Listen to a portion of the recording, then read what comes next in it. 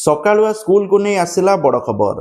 तो देखो बर्तमान गरम एत मात्रा वृद्धि पाई तार हिसाब नहीं, कारण एबर्ष फेब्रुआरी मासरू गरम वृद्धि पाई सहित विभिन्न स्थान में तापमात्रा 35 रु 40 डिग्री छुई।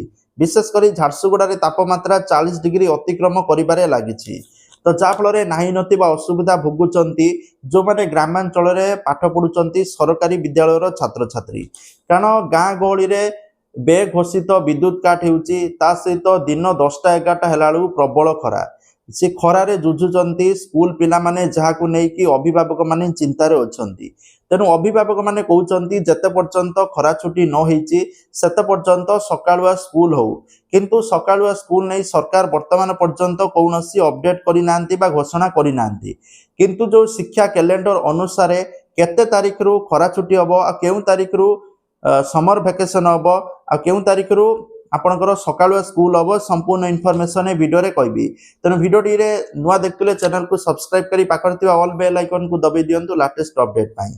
तो देखंतु जो सकाळुआ स्कूल जो हम एप्रिल 3 तारीख रु हम बोली कैलेंडर रे घोषणा करा जायछि, किंतु अभिभावक माने कहउचंती ता पूर्वरु स्कूल को सकाळुआ करिया जेहेतु ग्रीष्म प्रभाव बढ़िबारे लगी, किंतु सरकार जदि या ए दिग उपर दृष्टि दउचंती ताले सकाळुआ स्कूल मध्य बेणुस होई पारे बोली आशा करा जाउची। जेहेतु एग्जाम चलथिला दिन सकाळुआ होतला, एग्जाम वर्तमान सरी गलानी प्रायतः, तेणु आगामी दिन में सकाळुआ स्कूल हेबो बोली माने आशा करा जाउची, किंतु एप्रिल 3 रु कैलेंडर अछि। जदि सरकार को अभिभावक मानकर दाबी ग्रहण करचंती ताले ता पूर्वरु मध्य सकाळुआ स्कूल होई पारे।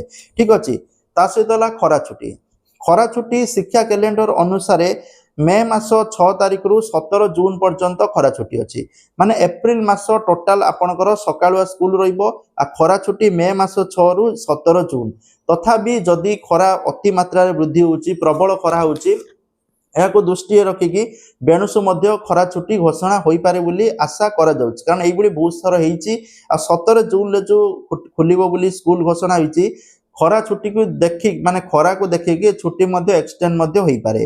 तो जाकि कैलेंडर मध्य प्रकाश करा जाइछि। तेणु डिपेंड करूची आटमोस्फियर किमित रहिबो, आटमोस्फियर जो ठंडा रहउची ठीक रहउची ताले स्वाभाविक रहउची भल कथा, कैलेंडर हिसाब रे छुट्टी घोषणा हेबो। जदि खरा अधिका मात्रा रे बढ़ी जाउची जोड़ा सहनीय नुहे ताले सरकार या परे बहुत शीघ्र निष्पत्ति नेबे बोली आशा करा जाउची। Thank you. जय जगन्नाथ।